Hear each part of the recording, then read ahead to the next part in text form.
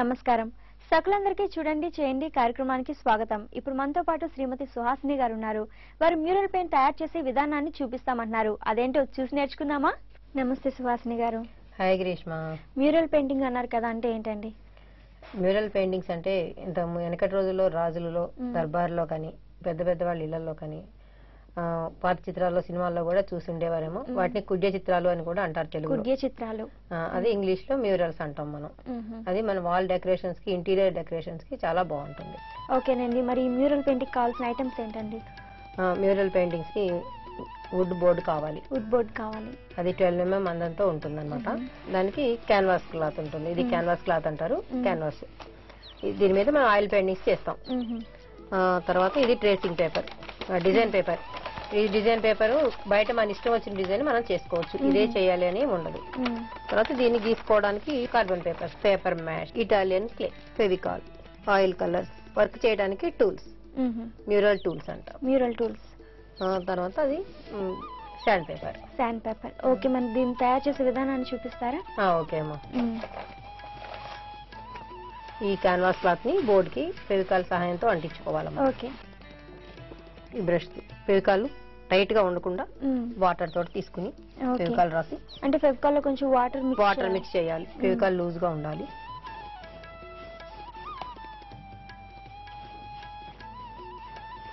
Okay, మొత్తం board అంతటికి రాసుకోవాలి. బోర్డు అంతా రాయాలమ్మా. దీనికి సరిపడా క్లాత్ తీసుకుని క్యాన్వాస్ క్లాత్ అంటించుకోవాలి.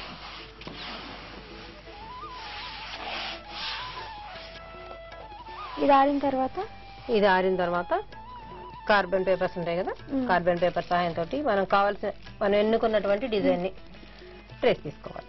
ఓకే. మనకి ఫ్రీ హ్యాండ్ వచ్చి ఉంటే ఫ్రీ హ్యాండ్ కూడా వేసేసుకోవచ్చు.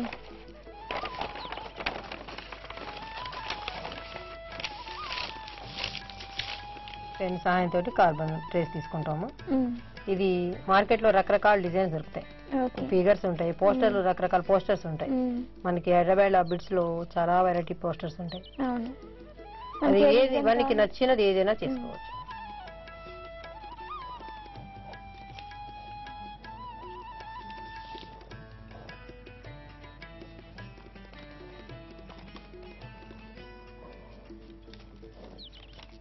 ఇది మనం ఇలా ట్రేస్ తీసుకోవాలమ్మా. ట్రేస్ తీసుకుని తర్వాత పేపర్ మ్యాష్ అది పెట్టుకోవాలన్నా. పేపర్ మ్యాష్ అది పెట్టుకోవాలి. నేను ట్రేస్ చేసి తీసుకొచ్చాను, అది చూపిస్తాను. తప్పకుండానండి. ఇది ట్రేసింగ్ తీసాం కదమ్మా. ట్రేసింగ్ తీసిన తర్వాత పేపర్ మ్యాష్ పెడతాం. పేపర్ మ్యాష్ కొంత పేపర్ మ్యాష్ నేను పెట్టాను. అది డ్రై అవ్వదు, 3 days వరకు పడుతుంది అనమాట. అందుకని నేను కొంత పెట్టాను. ఇప్పుడు ఖాళీ ప్లేస్ ఎక్కడెక్కడ మనకి ఎంబోస్ కావాలో ఆ ప్లేస్ లో నేను పేపర్ మ్యాష్ పెట్టి చూపిస్తాను. ఓకే. ఈ పేపర్ మ్యాష్ ఎలా తయారు చేసుకోవాలండి? ఈ పేపర్ మ్యాష్ పేపర్లు ఉంటాయి కదా, న్యూస్ పేపర్స్ చింపేసి బాగా చిన్న ముక్కలు చేసి నీటిలో నానబెట్టేసి రుబ్బుకోవడమే. ఎన్ని రోజులు నానబెట్టాలి? 1 week అమ్మా. 1 week నానబెట్టాలి. 1 week ఇలాగ పెట్టిన తర్వాత ఇది మనకి 3 days కి గానీ డ్రై అవ్వదు. 3 days కి గానీ డ్రై అవ్వదు. దాంట్లో తడి ఉంటుంది అనమాట. ఈ డ్రై అయిపోయిన తర్వాత మనకి దీని మీద 10 kgs పెట్టినా కూడా అది ఆగిపోతుంది, పడిపోదు. ఇంకా ఫుల్ డ్రై అవ్వాలి. ఈ పేపర్ మ్యాష్ ఎక్కడెక్కడ ఎంబోజ్ కావాలో ఆ ప్లేస్ లో మాత్రం పెడతాం మనం. ఓకే. ఇది కొంచెం వాటర్ గా ఉన్నా పర్వాలేదండి? కొంచెం ఉండాలమ్మా. కొంచెం మనకి సెట్టింగ్ కావాలి కదా. అవును. కింద బోర్డ్ కి దానికి సెట్ అవ్వాలి. అందుకని లైట్ గా ఉంటుంది వాటర్. లైట్ గా వాటర్ పెట్టుకోవాలి కొంచెం. అంటే మనం రుబ్బినప్పుడు కొద్దిగా ఉంటుంది కదా, ఆ వాటర్ ఉంటుంది, సరిపోతుంది. ఓకేనండి. ఇలా పెడతాం. ఇది ఫిక్స్ అయిపోతుంది మనకి ఆరిపోయి. ఓకే. ఓకే.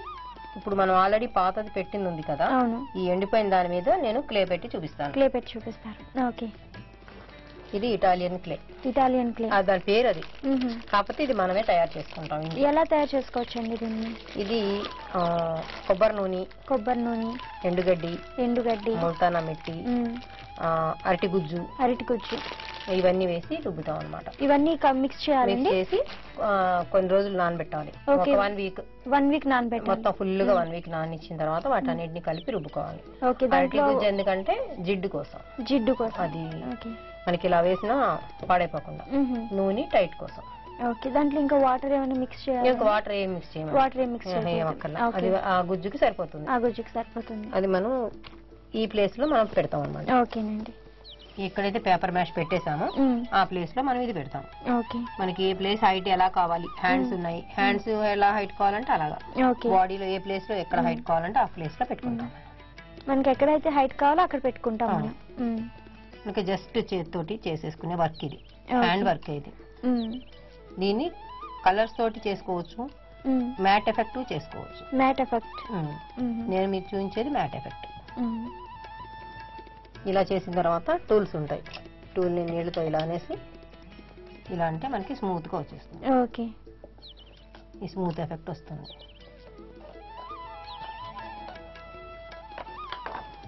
ఇది బాల్ తయారు చేసిన బాల్ గాల్లో ఉండకుండా చూసుకోవాలి మనం. ఓకే, గాల్లో ఉంటే ఎండిపోవడం టైట్ అయిపోయి మనకి ఇంకా పనికి రాదు, మనం పడిన కష్టం అంతా వేస్ట్ అయిపోతుంది. ఓకే, ఇది టైట్ అయితే దీంట్లో కొంచెం ఆయిల్ కలిపిన ఏదైనా మిక్స్ ఇంకెందుకు పనికిరాదు, అరటి గుజ్జు ఉంటుంది కదా, ఎందుకు పనికిరాదు, బ్లాక్ అయిపోతుంది. బ్లాక్ అయిపోతుంది, బ్లాక్ అయింది వాసన వస్తుంది.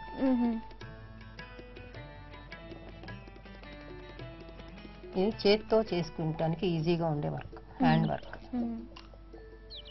ఇలా ఒక్కొక్క షేప్ కి ఒక్కొక్కలాగా చేసుకోవాలి. ఓకే, ఇప్పుడు ఫేస్ లా చేయాలంటే ఫేస్ కి పేపర్ మ్యాష్ పెట్టకూడదు.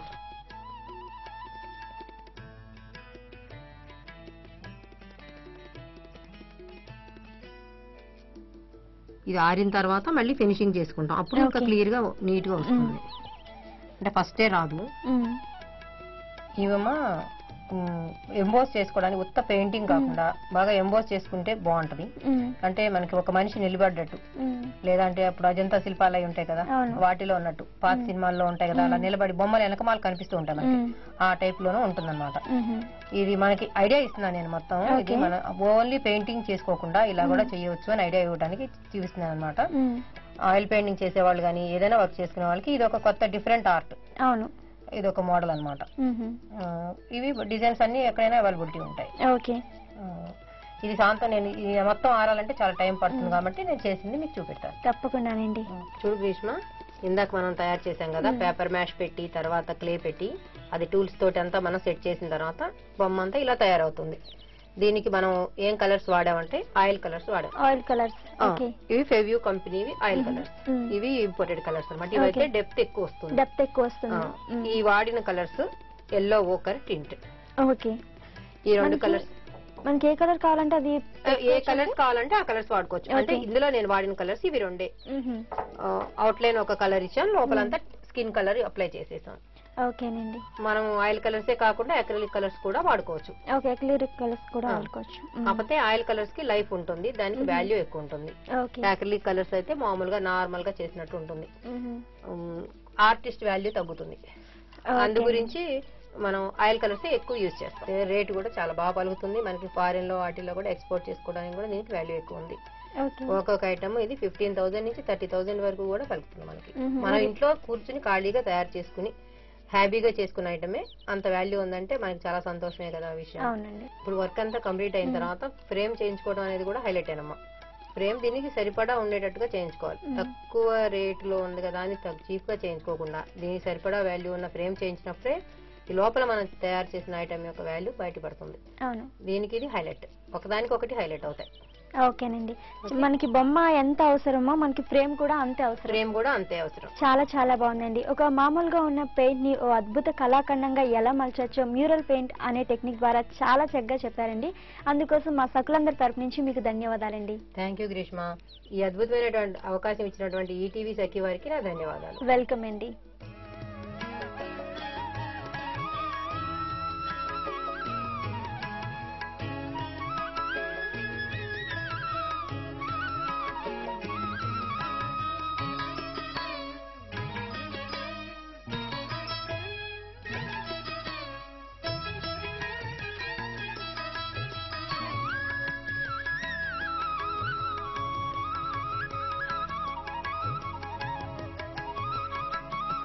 చూశారు కదండి, శ్రీమతి సుహాసిని గారు పరిచయం చేసిన మ్యూరల్ పెయింటింగ్ టెక్నిక్